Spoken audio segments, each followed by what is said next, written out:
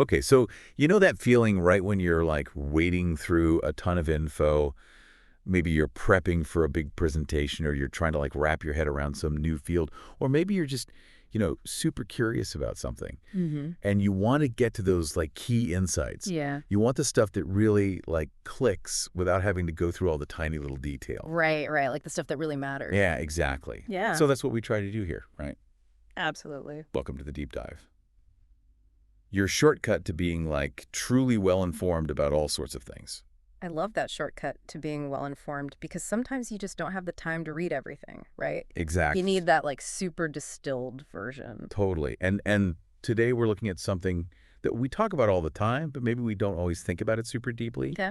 Curiosity and interest. Oh, interesting. Right? We use those words kind of like they're the same thing. Mm. But have you ever stopped to think, like, is there actually a difference? I know it's something that I've definitely thought about, just casually, but I haven't like really dug into it. Yeah, and that's what we're going to do today because we came across this research article that really got us thinking. Oh, cool. It's called How Are Curiosity and Interest Different? Naive Bayes' Classification of People's Beliefs. Okay. It's from Educational Psychology Review. Catchy title. Right. And it really made us wonder, are curiosity and interest like basically just two sides of the same coin?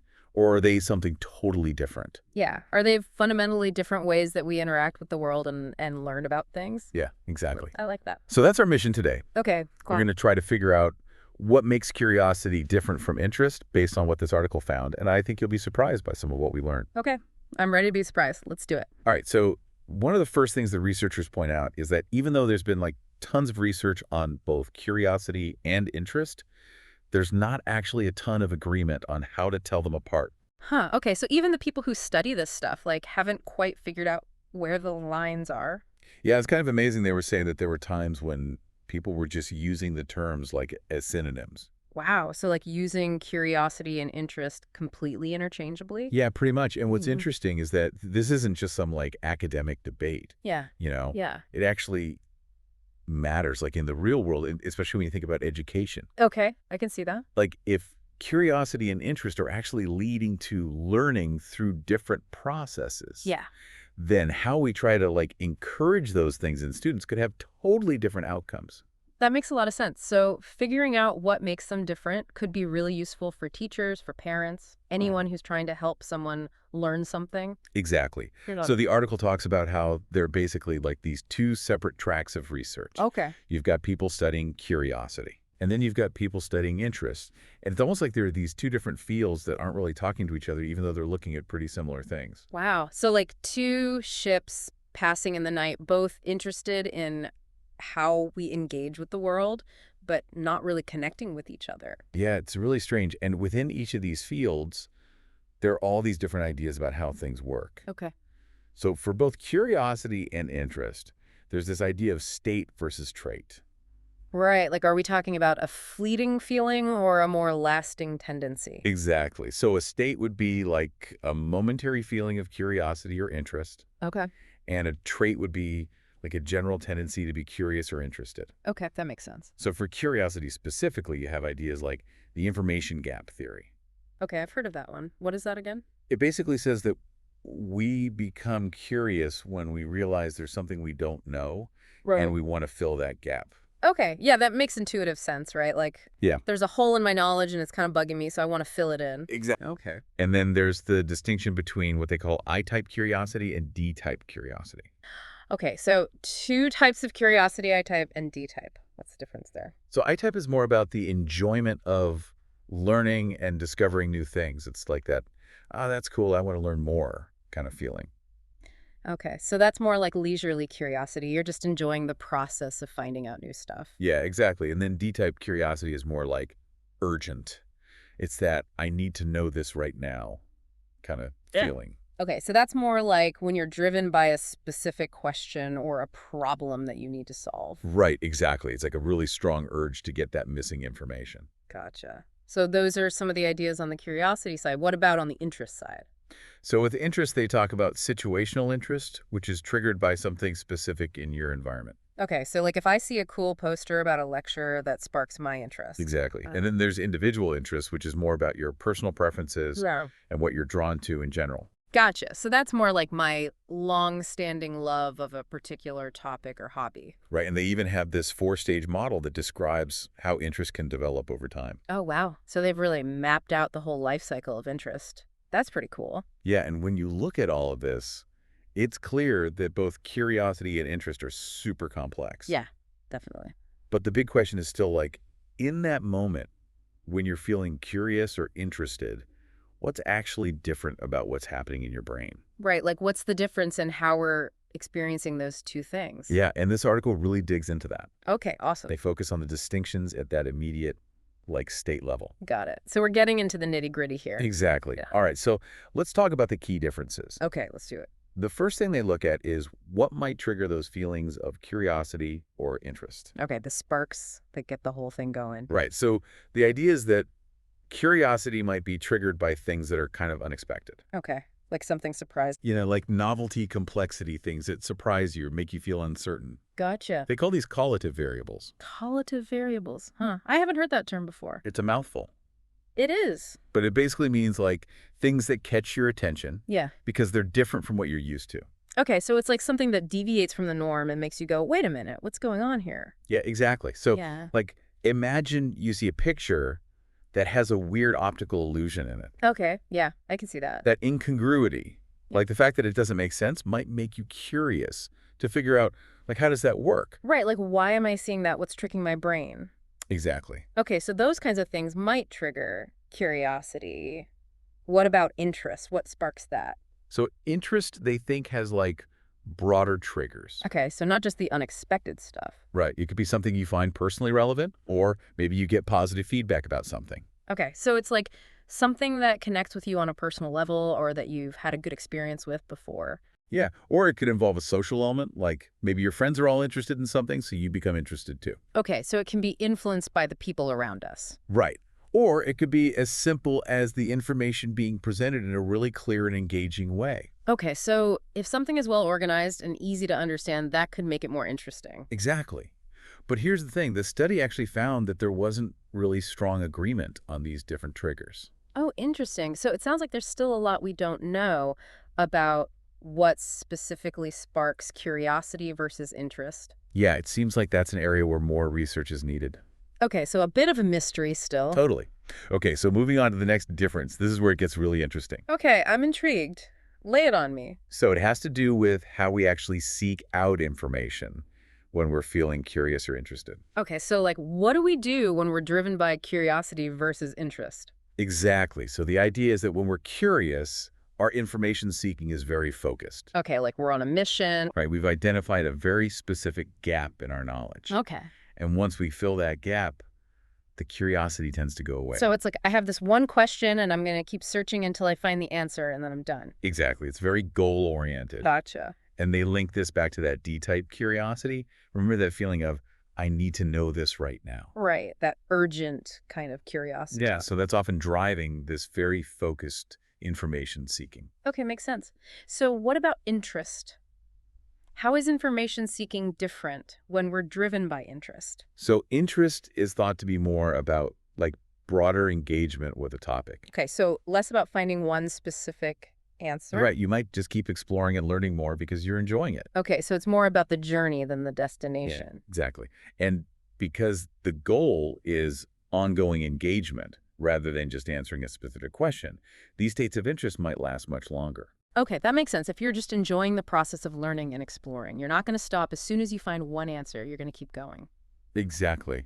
Thinking about it, I can definitely remember times when I've like frantically searched for a specific answer to something Yes, totally. versus times when I've like happily fallen down a rabbit hole of information about something I was interested in. Yeah, totally. Like, I get that too. It's like the difference between needing to know what year a particular battle happened versus spending hours reading about the entire history of a war.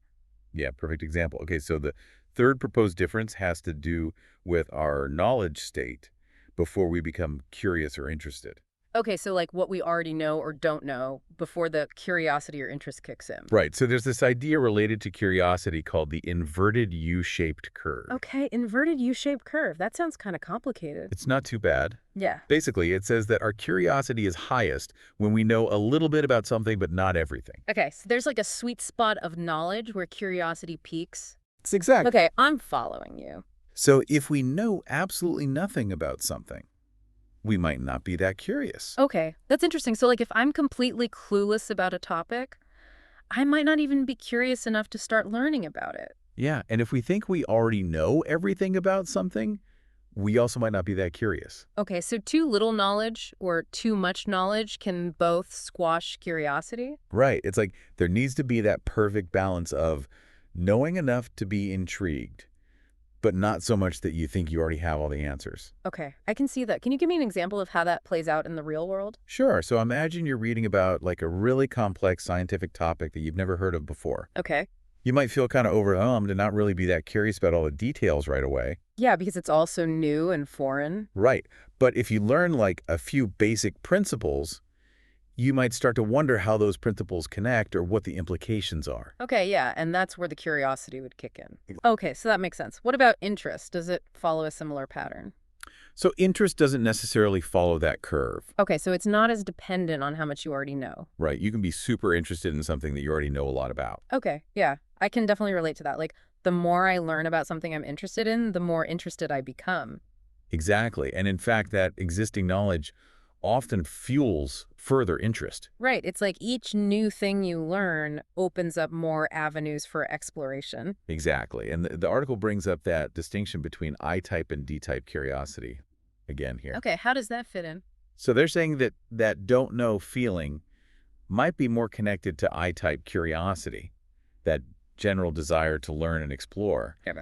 Well, that tip of the tongue feeling where you almost know something but you can't quite remember it, Right. that might be more linked to D-type, that urgent need to know. Okay, so I-type is more about exploring the unknown, while D-type is more about filling in specific gaps in our existing knowledge. Yeah, that's a good way to put it. But overall, the study found that the consensus seems to be that curiosity involves not knowing and wanting new information, Okay.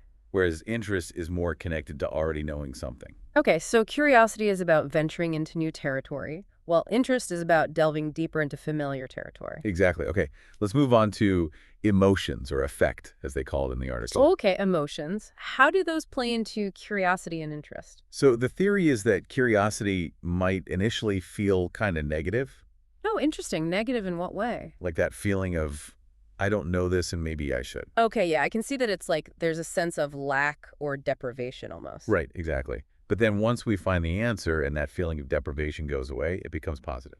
Okay, so it's like an itch that needs to be scratched, and once it's scratched, you feel relief and satisfaction. Exactly. Makes sense? What about interest? Is that also initially negative? So interest, they think, is generally positive from the start. Okay, so it's more like a feeling of enjoyment or fascination right from the get-go. Right. And they connect this back to the I and D types of curiosity again. Okay, how so? They're saying that D-type curiosity, because it's that urgent need to know, Yeah. might be linked to more negative feelings initially. Okay, yeah, because it's like a problem that needs to be solved. Right. And then I-type curiosity, which is more about the enjoyment of learning, would be associated with positive feelings from the start. Gotcha. So D-type is driven by a need, while I-type is driven by a desire. Exactly.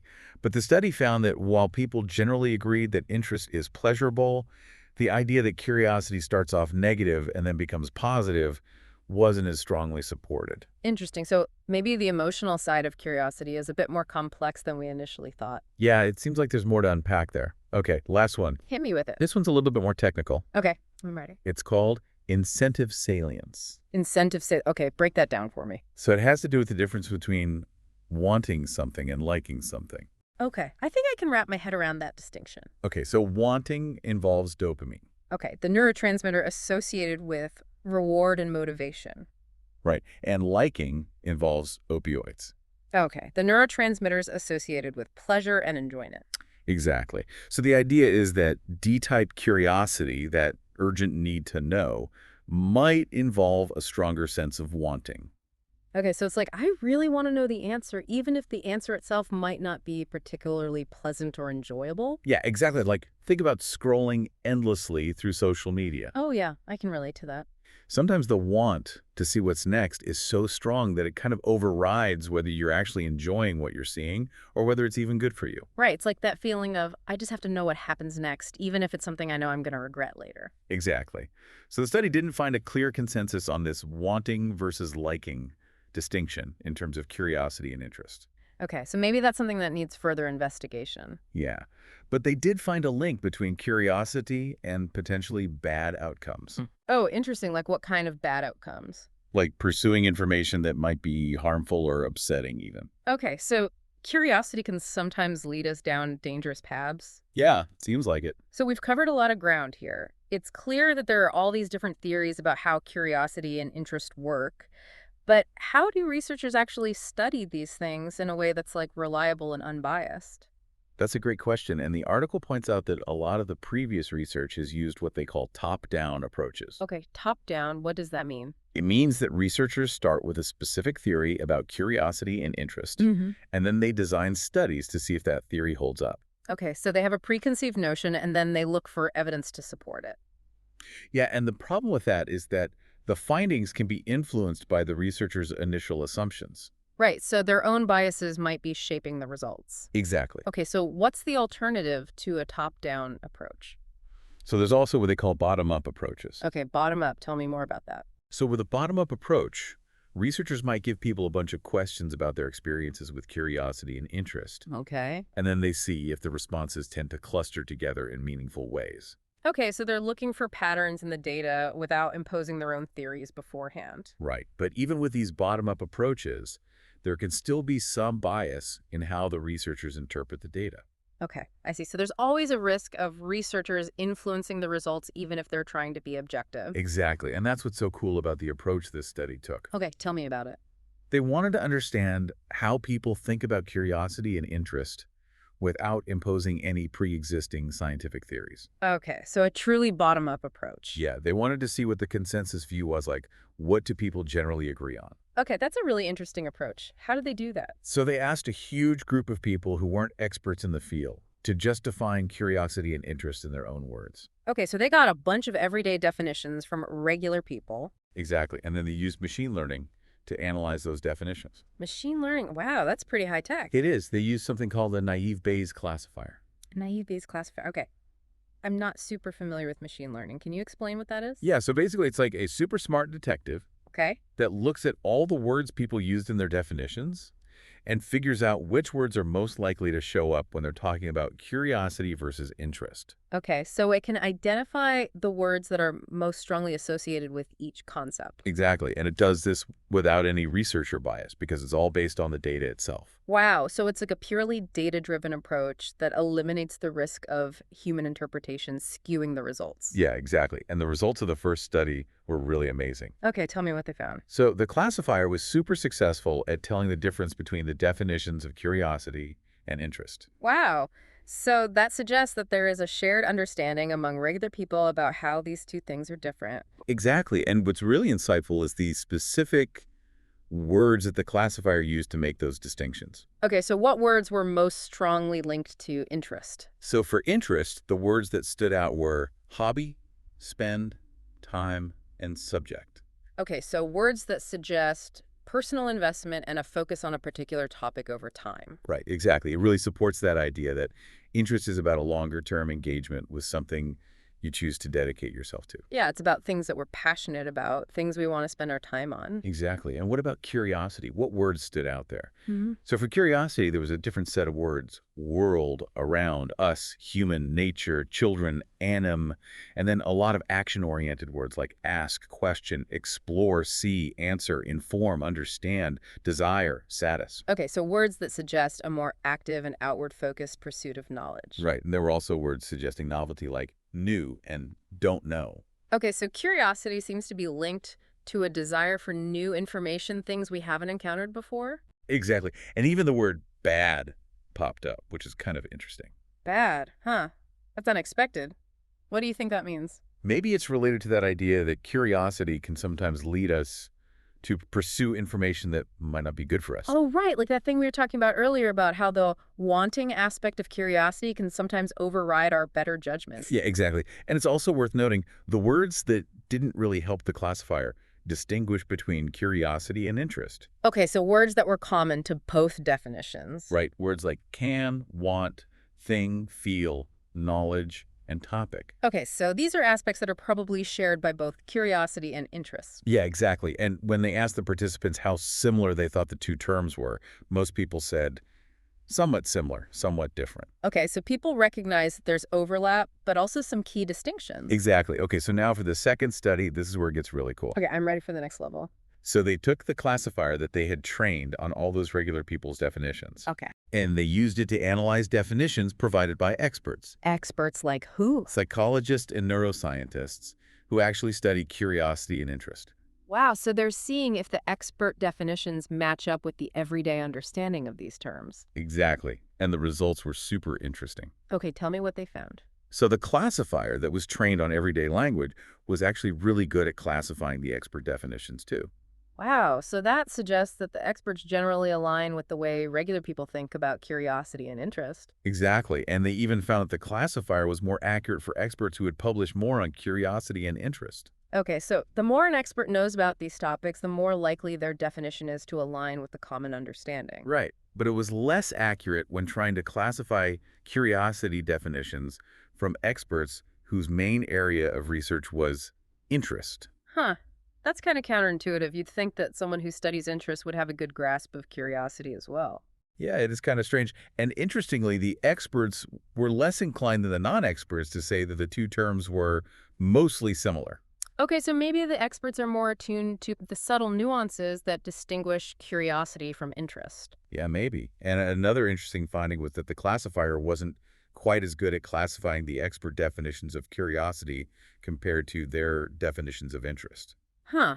So maybe interest is a bit easier to define than curiosity. Yeah, maybe. Or maybe it's just that our understanding of curiosity is still evolving. That's a good point. There's still a lot we don't know about these things. Totally. So if we take all of this together, what's the takeaway? Yeah, what's the big picture here? So the core consensus seems to be this curiosity is about actively seeking out specific new information. Okay. It's about filling a particular gap in your knowledge. Okay, so it's driven by a need to know. Right. Okay, what about interest? Interest is more about a pleasurable, in-depth engagement with subjects you already have some familiarity with. Okay, so it's more about exploring and deepening your existing knowledge. Exactly. So both are about learning, but they have different motivations and goals. Right. And it's important to remember that both involve a desire to know motivation and ultimately the acquisition of knowledge. Yeah, they're both fundamental to how we learn and grow. Totally. So what does this mean for us? What are the implications of this research? Yeah, that's the key question, right? How can we use this knowledge? So the researchers argue that this consensus view provides a really valuable foundation for future research. Okay, so it gives us a solid starting point for further exploration. Exactly. And it could also influence how we design future studies. Okay, how so? So, for example, researchers could try to develop tasks that are specifically designed to trigger either curiosity or interest. Okay, so based on this common understanding of what makes them different. Exactly. And then they could examine how those different states affect things, like how well people remember information. Okay, that's fascinating. So we could start to understand the unique effects of curiosity versus interest on learning. Exactly. Yeah. And it could also lead to the development of better ways to measure these states. Okay, that makes sense. If we understand how people think about curiosity and interest, we can ask them better questions about it. Right. And that could be really useful in fields like education. Yeah, totally. If we understand how students think about curiosity and interest, we can design better teaching strategies. Exactly.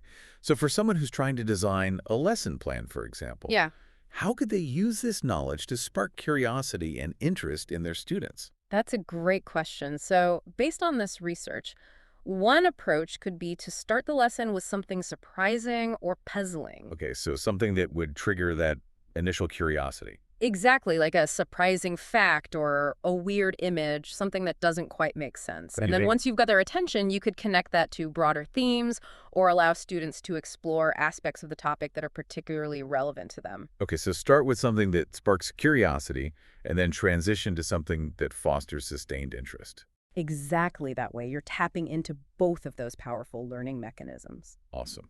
Of course, the study authors do point out some limitations. Okay, what are those? So some of the specific words that the classifier used to distinguish between the definitions weren't totally clear in their meaning on their own. Okay, so there's some ambiguity there. Yeah, and also the method they used might be a bit more sensitive to trait level differences rather than those fleeting moment-to-moment experiences of curiosity and interest. Right, so it might be capturing more of our general tendencies to be curious or interested rather than those specific instances where those feelings arise. Exactly. And they also suggest some exciting directions for future research. Okay, like what? So they mentioned things like conducting more in-depth qualitative studies. Okay, so going beyond the quantitative data and getting a richer understanding of people's experiences Exactly. And using more advanced text analysis techniques. to really dig into the nuances of language. Right. And they emphasize the importance of really focusing on those state-level distinctions between curiosity and interest. Okay, so really trying to understand what's happening in the brain in those specific moments when we're feeling curious or interested. Exactly. So what do you think are the key takeaways for our listeners? Yeah, what should people walk away from this deep dive thinking about? So I think the main takeaway is that while we often use curiosity and interest almost interchangeably, they actually represent different ways we engage with information. Yeah, that's a really important point. They're not just synonyms. Right. Curiosity is that active itch to know something specific and new. Yeah. It's about uncovering something. And it's often driven by a sense of urgency, like we need to know the answer right now. Exactly. Mm. Whereas interest is more about a deeper, more enjoyable engagement with areas you already have some connection with. Right, it's about the things that really capture our attention and hold it over time. Exactly. And it's often accompanied by a sense of pleasure and fascination. Yeah, it's like we're drawn to these things because they're inherently interesting to us. Exactly. So I think it's worth taking a moment to reflect on your own experiences. Yeah, think about those times when you've felt that urgent need to know something versus those times when you've happily spent hours exploring a topic that just fascinates you. Do these distinctions ring true for you? And what new questions does this deep dive raise for you? What are you curious to explore further? Those are some things to ponder. Definitely food for thought. Thanks for joining us for this deep dive into curiosity and interest. Absolutely my pleasure. And be sure to check back next time for another deep dive into some fascinating topic. Until then, keep those minds curious and interested. See you later.